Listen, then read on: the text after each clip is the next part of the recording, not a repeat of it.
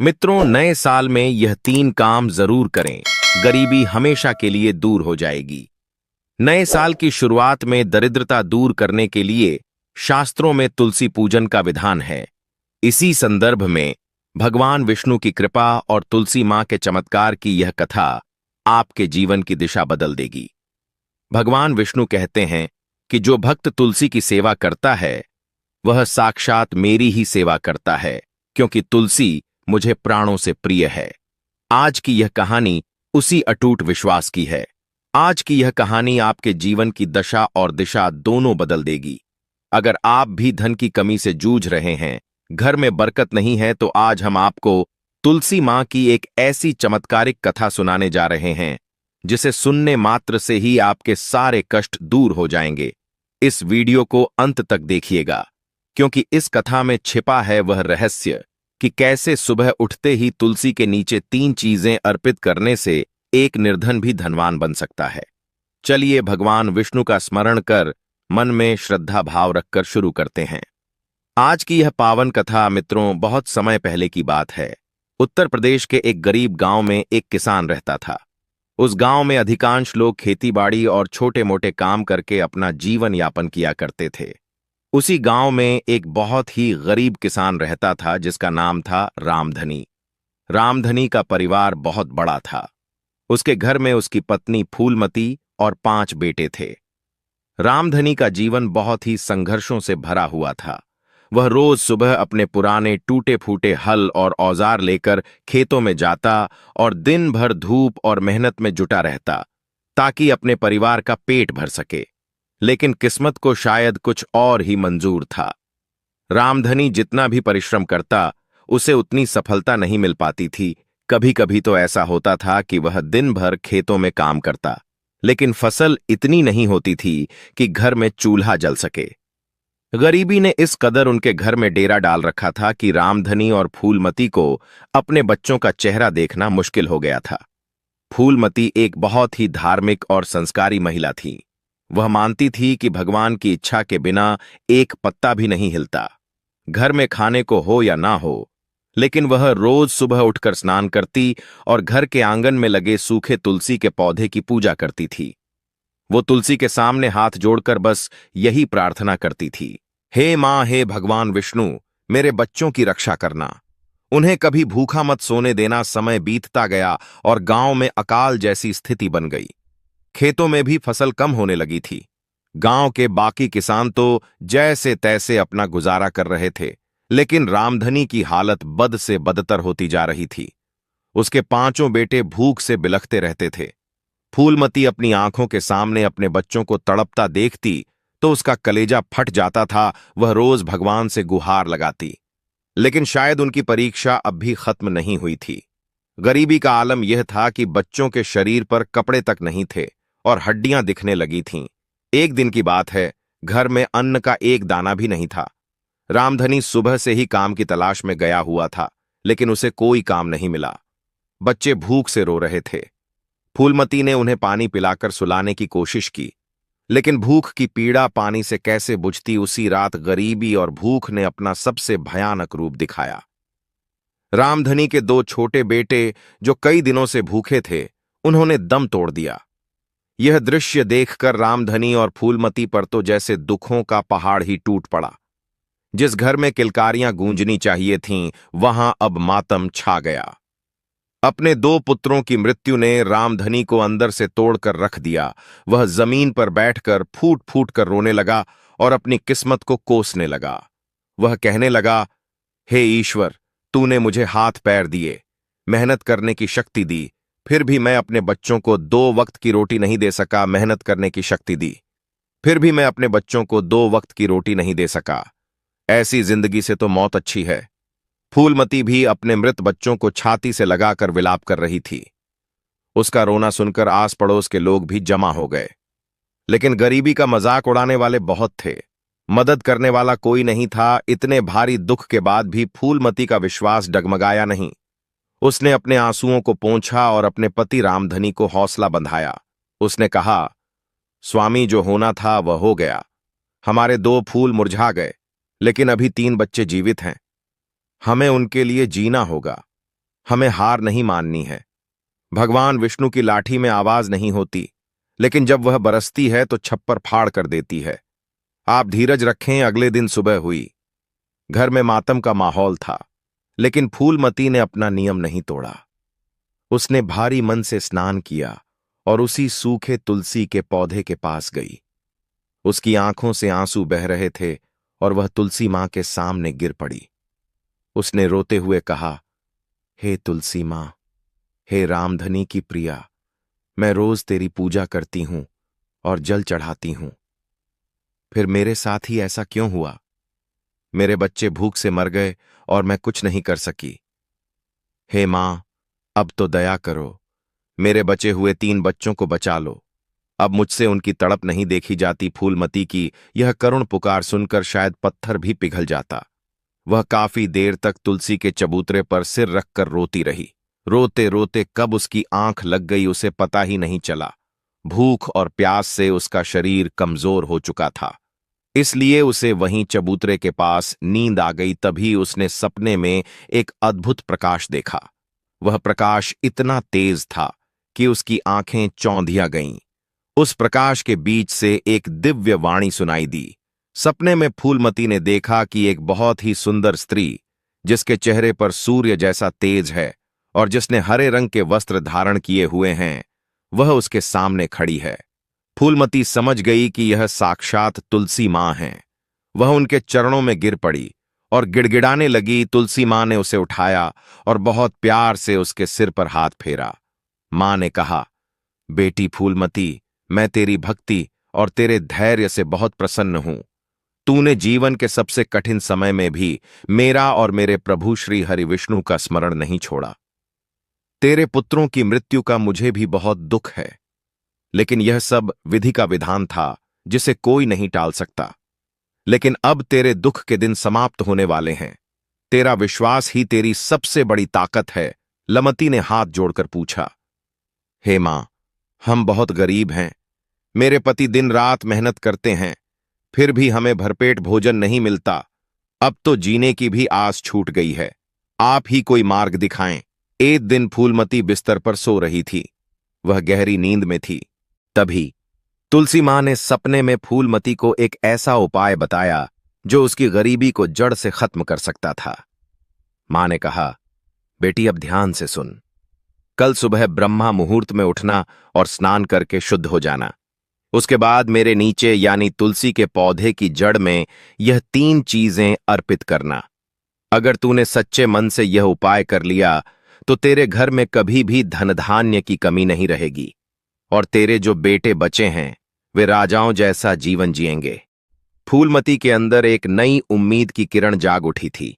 उसने तुरंत अपने पति रामधनी को जगाया और उन्हें अपने सपने के बारे में बताया। रामधनी पहले तो उसकी बातों पर विश्वास नहीं कर पा रहा था, क्योंकि दुख ने उसे बहुत निराश कर दिया था।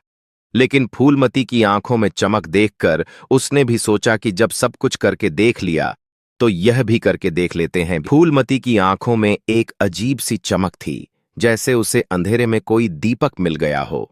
उसने रामधनी का हाथ अपने हाथों में लिया और गदगद आवाज में बोली, स्वामी, आप निराश मत होइए। मेरे सपने में आई तुलसी मां ने कहा है कि हमारी गरीबी का कारण हमारे पिछले जन्मों के कुछ दोष और घर का वास्तु दोष है। लेकिन अगर हम कल सुबह ब्रह्मा मुहूर्त में उठकर पूरी श्रद्धा से तुलसी के जड़ में वे 3 चीजें चढ़ा दें तो हमारे घर की दरिद्रता सदा के लिए चली जाएगी। रामधनी ने गहरी सांस ली और पूछा, फूलमती, मैं तुम्हारी भक्ति का सम्मान करता हूं, लेकिन तुम जानती हो कि हमारे घर में खाने को अन्न का एक दाना नहीं है। हम कल क्या खाएंगे इसका भी कोई ठिकाना नहीं है। ऐसे में तुलसी मां ने जो चीजें बताई हैं, क्या हम उन्हें जुटा पाएंगे? बताओ कौन सी हैं वे 3 चीजें? फूलमती ने अपनी साड़ी के पल्लू से आंसू पोंछे और कहा, मैं कच्चा दूध चाहिए, दूसरा थोड़ी सी हल्दी चाहिए और तीसरा शुद्ध घी का दीपक जलाना होगा। मां ने कहा है कि इन तीनों चीजों का अर्पण करने से ही घर की नकारात्मक ऊर्जा खत्म होगी और लक्ष्मी का वास होगा। यह सुनकर रामधनी का चेहरा फिर से उतर गया। वह हताश होकर जमीन पर बैठ गया और अपना सिर पकड़ लिया।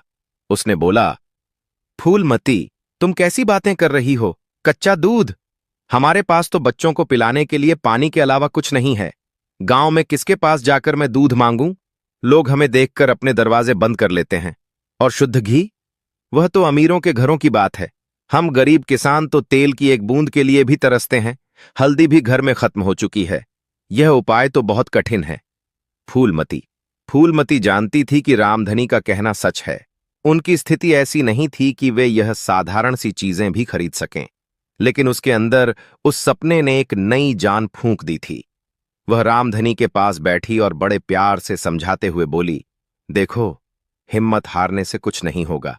भगवान विष्णु परीक्षा ले रहे हैं। अगर मां ने रास्ता दिखाया है तो वह साधन भी जुटाएंगी। आप कोशिश तो करें, क्या पता किसी के मन में दया आ जाए। हमारे बचे हुए 3 बच्चों की खातिर आपको जाना होगा। मांग लीजिए भीख समझकर, लेकिन कल सुबह के लिए यह 3 चीजें लानी ही होंगी। पत्नी की बात सुनकर रामधनी के अंदर का पिता जाग उठा। उसने सोचा कि जब बच्चों को मरते देख लिया तो अब शर्म कैसी। अगर थोड़ा सा झुकने से, हाथ फैलाने से मेरे परिवार का भाग्य बदल सकता है तो मैं यह भी करूंगा। रामधनी उठा और उसने अपना पुराना अंगूठा कंधे पर रखा। दोपहर का समय था। सूरज तब रहा था। रामधनी नंगे पैर ही गांव की ओर निकल पड़ा।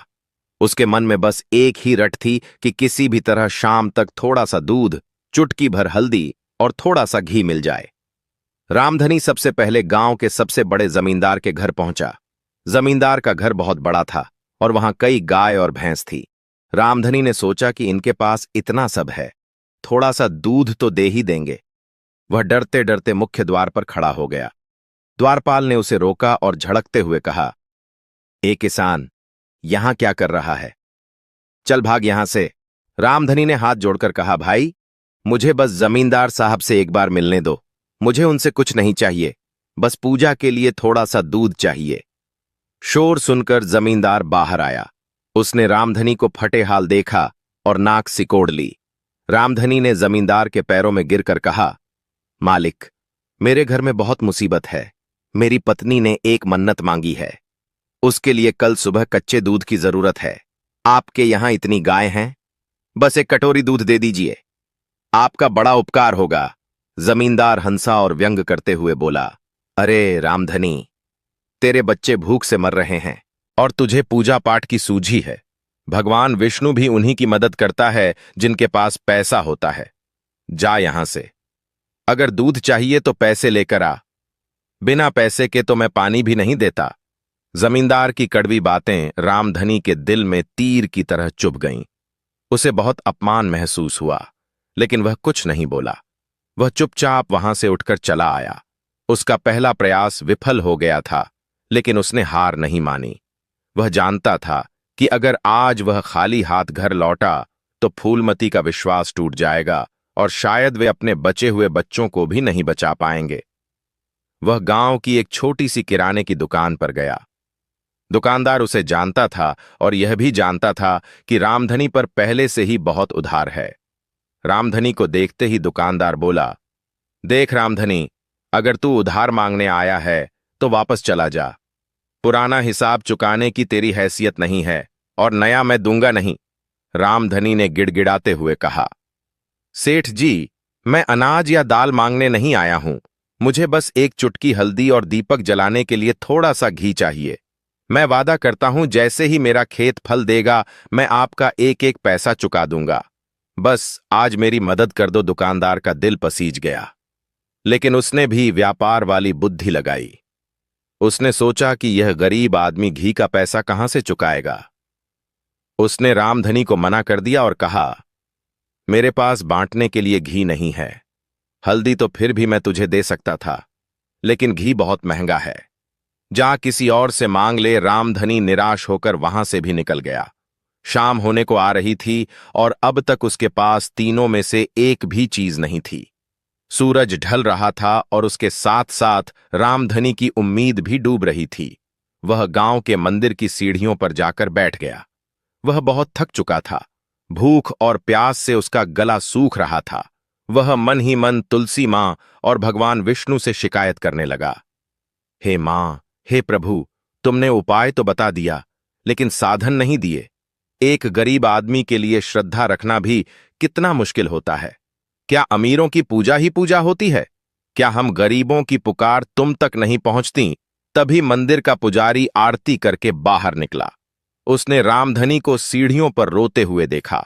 पुजारी बहुत ही दयालु स्वभाव का था। वह रामधनी के पास आया और उसके कंधे पर हाथ रखा। पुजारी ने पूछा, क्या हुआ रामधनी? तुम इस तरह क्यों रो रहे हो? मैंने सुना तुम्हारे 2 पुत्र नहीं रहे। मुझे बहुत खेद है, लेकिन ईश्वर की मर्जी के आगे हम सब बेबस हैं। रामधनी ने अपनी पूरी व्यथा पुजारी को सुना दी।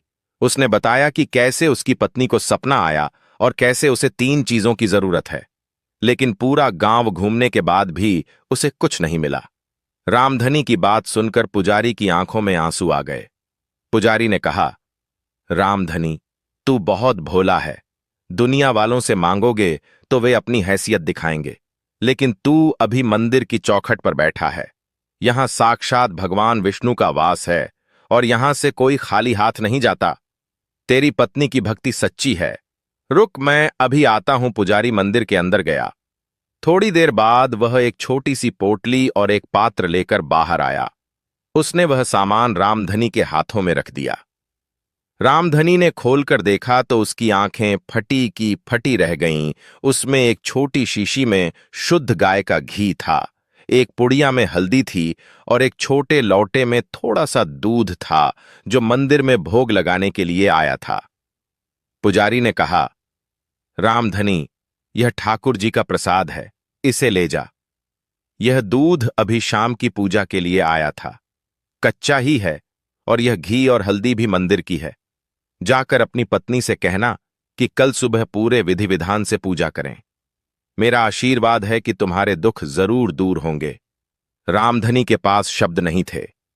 उसने पुजारी के चरण स्पर्श किए और उस अनमोल खजाने को अपनी छाती से लगा लिया। जिस चीज के लिए वह अमीरों के सामने गिड़गिड़ाया और अपमानित हुआ, वह उसे भगवान विष्णु के घर से बिना मांगे मिल गई। रामधनी को आज समझ आ गया था कि जब इंसान के सारे दरवाजे बंद हो जाते हैं तो भगवान विष्णु कोई ना कोई खिड़की खोल ही देता है। वो खुशी खुशी अपने घर की ओर दौड़ पड़ा। अंधेरा हो चुका था, लेकिन रास्ता साफ दिखाई दे रहा था। घर पहुंचकर उसने देखा कि फूलमती अभी भी तुलसी के पास बैठी उसका इंतजार कर रही है।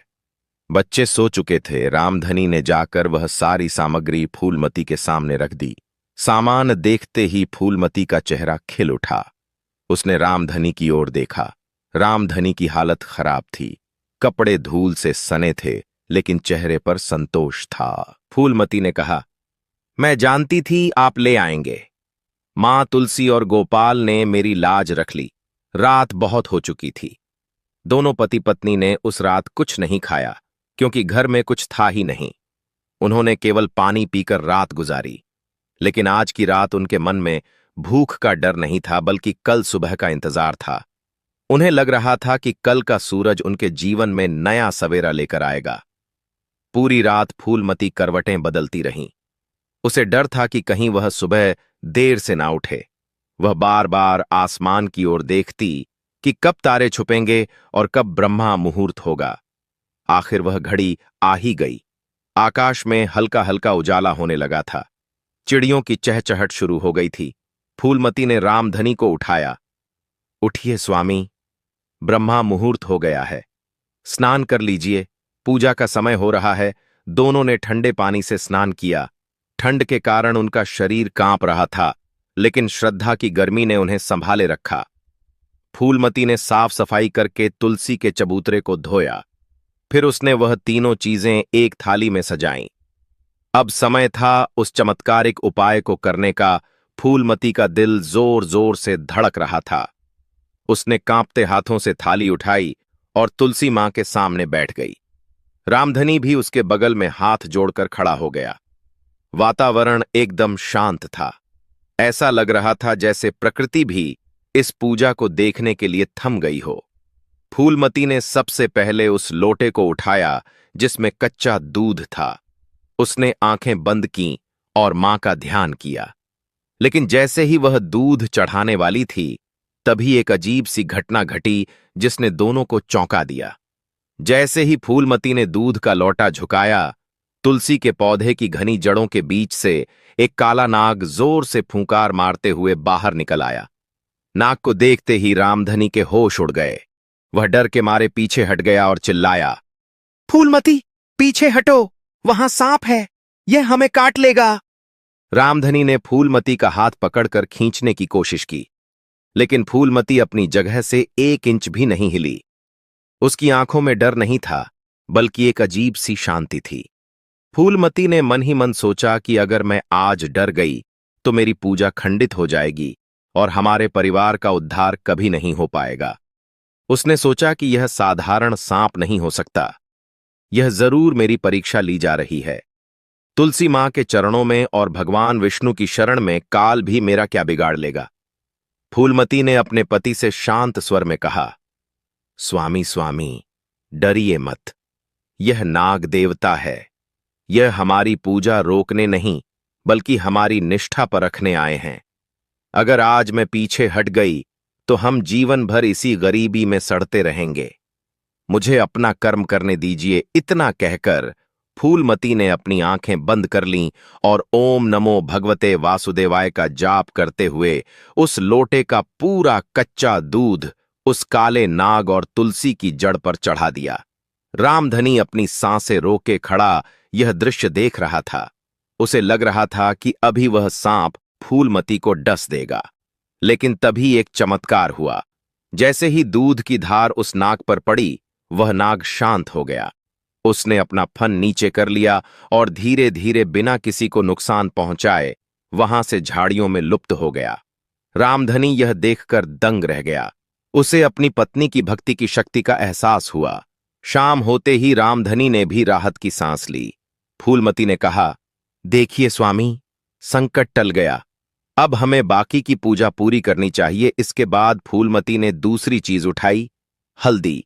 उसने हल्दी की उस पुड़िया को खोला। हल्दी को हिंदू धर्म में बहुत ही पवित्र और शुभ माना जाता है। फूलमती ने चुटकी भर हल्दी ली और उसे तुलसी के तने पर और जड़ के पास इस भाव से लगाया कि जैसे वह अपने जीवन के सारे दुर्भाग्य को इस हल्दी के रंग से ढक रही हो। उसने प्रार्थना की, हे मां तुलसी, जिस तरह यह हल्दी हर घाव को भर देती है, उसी तरह आप हमारी गरीबी के घावों को भर दीजिए। हमारे घर में भी शुभता और मंगल लेकर आइए। अंत में बारी थी तीसरी और सबसे मुख्य चीज की, शुद्ध घी का दीपक। फूलमती ने मिट्टी के एक छोटे से दिए में वह घी डाला जो पुजारी जी ने दिया था। उसने रुई की बत्ती बनाई और उसे घी में भिगोया। फिर उसने माचिस जलाई और दीपक प्रज्वलित किया। दीपक की लौ हवा में थरथराने लगी। सुबह का समय था। हल्का अंधेरा अभी भी बाकी था। उस अंधकार में वह छोटा सा दीपक सूर्य की तरह चमक रहा था। फूलमती ने दीपक को तुलसी की जड़ के पास रखा और हाथ जोड़कर आरती करने लगी। हे मां, यह दीपक केवल घी और रुई का नहीं है, यह हमारी उम्मीद का दीपक है। इसकी रोशनी हमारे जीवन के अंधकार को मिटा दे। मेरे पति को सफलता मिले, मेरे बच्चों को भोजन मिले, बस इतनी सी दया कर दो। पूजा संपन्न हो चुकी थी। फूलमती और रामधनी ने तुलसी की परिक्रमा की और जमीन पर माथा टेककर आशीर्वाद लिया। पूजा पूरी होते ही दोनों के मन में एक अजीब सा सुकून आ गया। जो घबराहट और बेचैनी कल रात तक थी, वह अब गायब हो चुकी थी। रामधनी ने फूलमती की ओर देखा और कहा, फूलमती, आज मुझे बहुत अच्छा लग रहा है। ऐसा लग रहा है जैसे मेरे कंधों से कोई बहुत भारी बोझ उतर गया हो। मुझे अंदर से आवाज आ रही है कि आज कुछ अच्छा होने वाला है। फूलमती मुस्कुराई और बोली, हां स्वामी, विश्वास रखिए। अब आप जाइए और अपने काम पर निकलिए। मां तुलसी और भगवान विष्णु सब ठीक करेंगे। रामधनी ने अपनी पुरानी गमछा कंधे पर डाली और खेत जाने के लिए उठ खड़ा हुआ। आज उसके कदमों में थकान नहीं थी, बल्कि एक नई ऊर्जा थी। उसने अपने भूखे बच्चों के माथे को चूमकर घर से बाहर कदम रखा।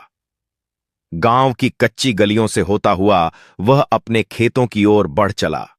रास्ते में उसे वही लोग मिले जो कल तक उसकी गरीबी का मजाक उड़ाया करते थे, लेकिन आज रामधनी ने किसी की ओर ध्यान नहीं दिया। उसका पूरा मन अपने काम और मां तुलसी पर टिका हुआ था।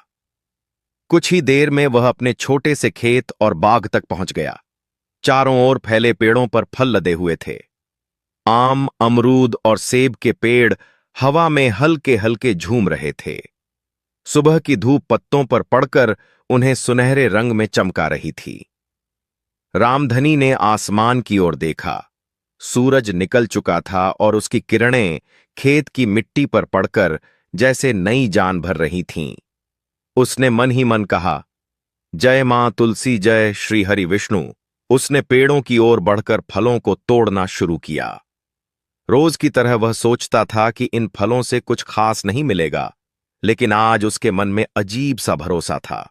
जैसे जैसे वह फल तोड़ता गया, उसकी टोकरी भारी होती चली गई।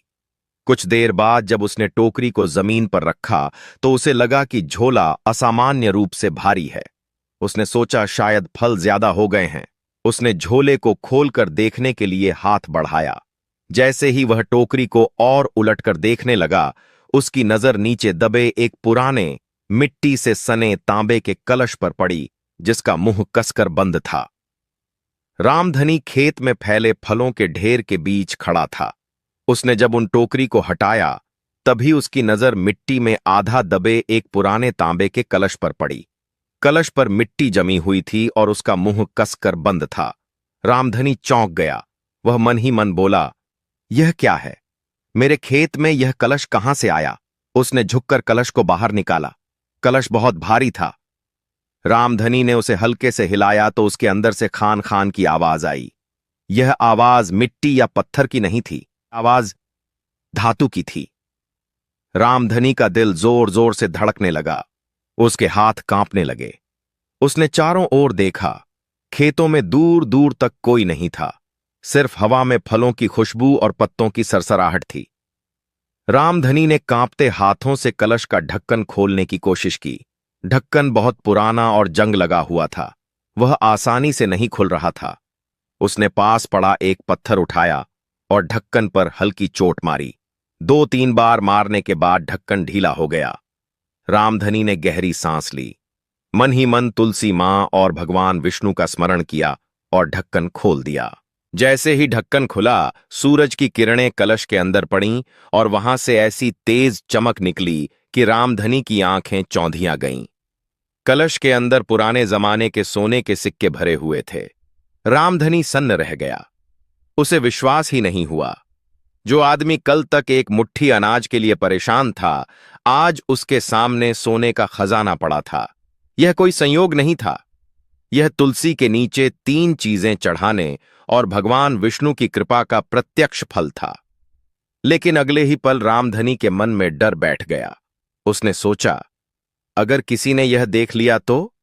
जमींदार को पता चल गया तो वह सब छीन लेगा। लोग मुझे चोर समझेंगे। वह इसी उधेड़बन में था कि खेत के रास्ते से लोगों के आने की आवाज सुनाई दी। रामधनी ने देखा, वही क्रूर जमींदार अपने आदमियों के साथ खेत की ओर आ रहा था। जमींदार की नजर फलों से भरी टोकरियों पर पड़ गई। वह हंसते हुए बोला, अरे रामधनी, आज तो खेत सोना उगल रहे हैं। इतने फल, लगता है आज अच्छा मुनाफा होने वाला है। चल, आज का हिस्सा हमें दे। रामधनी का कलेजा कांप गया। अगर जमींदार की नजर उस कलश पर पड़ गई तो सब खत्म हो जाएगा। उसने फौरन कलश को उठाया और फलों से भरी टोकरियों के नीचे छिपा दिया। ऊपर से और फल रख दिए ताकि कुछ दिखाई न दे। जमींदार के आदमी फलों की टोकरियां उठाने लगे। रामधनी की सांसें अटकी हुई थीं। एक आदमी का हाथ उसी तरफ गया जहां कलश छिपा था। रामधनी की आंखों के सामने अंधेरा छा गया। तभी अचानक एक टोकरी फिसलकर जमीन पर गिर गई। फल बिखर गए। जमींदार गुस्से से चिल्लाया, अंधे हो क्या? जल्दी करो, हमें और भी काम है। डांट सुनते ही वह आदमी घबरा गया और उस कोने को छोड़कर दूसरी टोकरियों में लग गया। कलश सुरक्षित रह गया। जमींदार अपना हिस्सा लेकर चेतावनी देता हुआ चला गया। रामधनी वहीं बैठ गया। उसकी आंखों से आंसू बह निकले। उसने आसमान की ओर देखकर हाथ जोड़े और कहा, तेरा लाख लाख शुक्र है मां, शुक्र है मेरे भगवान विष्णु। रामधनी ने बिना देर किए फलों की टोकरियों और उस भारी कलश को बोरे में छिपाया और सीधा अपने घर की ओर चल पड़ा। घर पहुंचते ही उसने दरवाजा बंद किया। फूलमती और बच्चे उसका इंतजार कर रहे थे। रामधनी ने बोरा खोला। पहले फल दिखे, बच्चे खुशी से उछल पड़े। फिर रामधनी ने कहा, फूलमती, असली चमत्कार यह नहीं है। उसने तांबे का कलश बाहर निकाला और पलट दिया। खन खन की आवाज के साथ सोने के सिक्कों का ढेर फर्श पर फैल गया। फूलमती की आंखें फटी की फटी रह गईं। वह अपना मुंह हाथों से ढककर वहीं बैठ गई। वह विश्वास ही नहीं कर पा रही थी कि जिस घर में कल रात खाने को दाना नहीं था, आज वहां सोने की बारिश हो गई है। रामधनी ने फूलमती के कंधे पर हाथ रखा और कहा, यह सब तुम्हारी भक्ति, उस तुलसी पूजन और भगवान विष्णु की असीम कृपा का फल है। फूलमती, आज सुबह जो हमने तुलसी मां की जड़ में कच्चा दूध, हल्दी और घी का दीपक जलाया था, उसी ने हमारे दुर्भाग्य को सौभाग्य में बदल दिया है। फूलमती ने रोते हुए उन सिक्कों को माथे से लगाया और तुलसी के पौधे की ओर देखकर प्रणाम किया। उस दिन के बाद रामधनी के परिवार की गरीबी हमेशा के लिए मिट गई। लेकिन धन आने के बाद भी रामधनी और फूलमती ने अपना स्वभाव नहीं बदला। उन्होंने सबसे पहले उन पैसों से एक सुंदर पक्का घर बनवाया। फिर उन्होंने गांव में एक भव्य तुलसी विष्णु मंदिर का निर्माण करवाया। रामधनी ने गांव के हर गरीब और भूखे व्यक्ति की मदद की। जिस जमींदार ने उसे दूध देने से मना किया था, रामधनी ने उसके बुरे वक्त में भी सहायता की, जिससे जमींदार का सिर शर्म से झुक गया। रामधनी और फूलमती ने जीवन भर नियम बना लिया कि चाहे कुछ भी हो जाए, वे रोज सुबह उठकर तुलसी मां की सेवा करेंगे और वही 3 चीजें अर्पित करेंगे। उनके बच्चे पढ़ लिख कर बड़े व्यापारी बने और उनका परिवार पीढ़ियों तक खुशहाल रहा। मित्रों, यह कहानी हमें सिखाती है कि ईश्वर के घर देर है, अंधेर नहीं। अगर इंसान सच्चे मन से भक्ति करे, श्रद्धा से उपाय करे और विश्वास बनाए रखे, तो पत्थर में भी फूल खिल सकते हैं। जैसे रामधनी और फूलमती ने अपनी कठिनाई और गरीबी के बावजूद सुबह उठकर तुलसी मां की सेवा की और 3 छोटी सी चीजें अर्पित की, उसी भक्ति और श्रद्धा से उनके घर में अमीरी, बरकत और खुशहाली हमेशा बनी रही। हमारी भी जिंदगी में जब संकट आए, यदि हम निष्ठा और विश्वास बनाए रखें, तो भगवान विष्णु और तुलसी मां की कृपा हमारे घर में कभी न खत्म होने वाली संपत्ति और सुख लेकर आएगी। मित्रों, यह केवल एक कहानी नहीं, बल्कि हमारे जीवन का संदेश है। भक्ति, धैर्य और सही उपाय से गरीबी भी अमीरी में बदल सकती है। अगर आप भी अपने जीवन में धन की कमी से परेशान हैं, तो इस नए साल में यह नियम अपना लें। रोज सुबह स्नान करके तुलसी की जड़ में थोड़ा सा कच्चा दूध, 1 चुटकी हल्दी और शुद्ध घी का दीपक जरूर जलाएं। विश्वास मानिए, भगवान विष्णु और तुलसी मां की कृपा से आपकी भी सोई हुई किस्मत जाग जाएगी। तो मित्रों, यदि यह कथा आप सभी को पसंद आई हो, तो कमेंट बॉक्स में जय